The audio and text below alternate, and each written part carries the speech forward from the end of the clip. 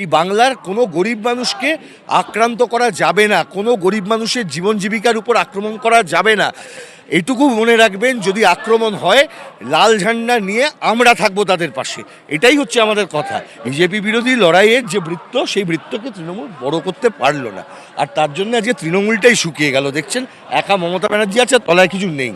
মমতা ব্যানার্জির সরকারকে মানুষ আজকে পরাস্ত করেছেন, যে কারণগুলির জন্য পরাস্ত করেছেন সেটা আবার এই নতুন সরকার এসে আবার সেই কাজগুলি করবে, এটা কোনোদিন হতে পারে না। যে সরকার শুরুতেই যদি বুলডোজার চালায়, তাহলে মর্নিং শোজ কাটে আগামী দিনে কী হতে চলেছে বাংলায়।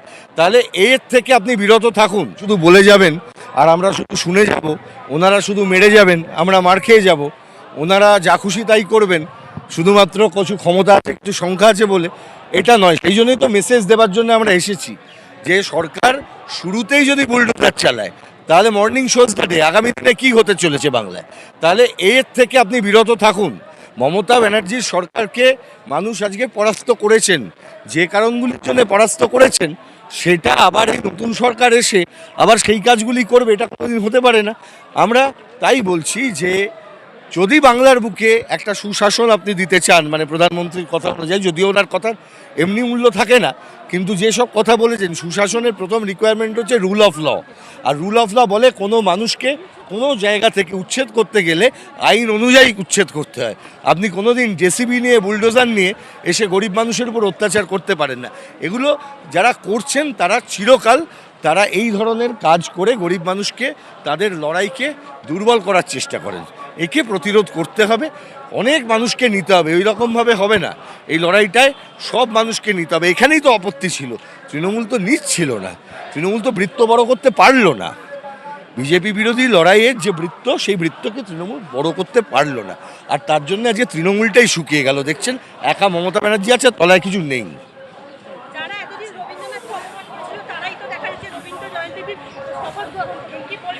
দেখুন, রবীন্দ্রনাথ সেজেও ঘুরবেন হয়তো, কালকে দেখবেন কাউকে কাউকে, দাড়ি লম্বা করেছিলেন এক সময়। যাই হোক, শুভবুদ্ধির উদয় হলে ভালো। শুভবুদ্ধির উদয় হয় না, সেটা আমাদের রাজনৈতিক বোঝাপড়া, আমরা জানি। কিন্তু মানুষ যখন ভোট দিয়েছেন, সে মানুষের কথার উপরে তো আমাদের একটু আস্থা রাখতে হবে। কারণ আমাদের মুখ্যমন্ত্রী ছিলেন বুদ্ধদেব ভট্টাচার্য। 11 সালে পরাজয়ের পর তার একটি সাক্ষাৎকার আপনারা দেখেছেন।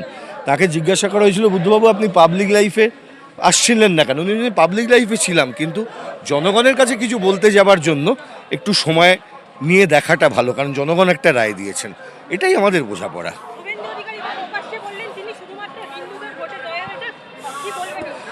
উনি বলতে পারেন উনি হিন্দুদের ভোটে জিতেছেন, কিন্তু উনি কখনোই বলতে পারবেন না উনি হিন্দুদের মুখ্যমন্ত্রী। উনি পশ্চিমবঙ্গের মুখ্যমন্ত্রী হবেন। যদি মুখ্যমন্ত্রী প্রথম দিন থেকে এরকমভাবে বলেন আমি হিন্দুদের ভোটে জিতেছি, তাহলে তো মুশকিল। পশ্চিমবঙ্গটা তো হিন্দু, মুসলমান, শিখ, ইসাই সবার জন্য। আর সবচাইতে বড়, বাংলা এমন একটা মাটি, এই মাটিতে শ্যামাসঙ্গীত লেখেন কে? কাজী নজরুল ইসলাম। এই মাটিতে আমাদের সংস্কৃতি মিশ্র হয়ে গেছে, মিশে গেছে, একজনের সঙ্গে আরেকজন আমরা একসাথে থাকি। আমাদের কোনো রকমের ফারাক নেই। এই বাংলার মাটিতে আমরা ঐক্যবদ্ধভাবে বাস করি। এই বাংলার কোনো গরিব মানুষকে আক্রান্ত করা যাবে না, কোনো গরিব মানুষের জীবন জীবিকার উপর আক্রমণ করা যাবে না। এটুকু মনে রাখবেন, যদি আক্রমণ হয় লাল ঝান্ডা নিয়ে আমরা থাকবো তাদের পাশে। এটাই হচ্ছে আমাদের কথা।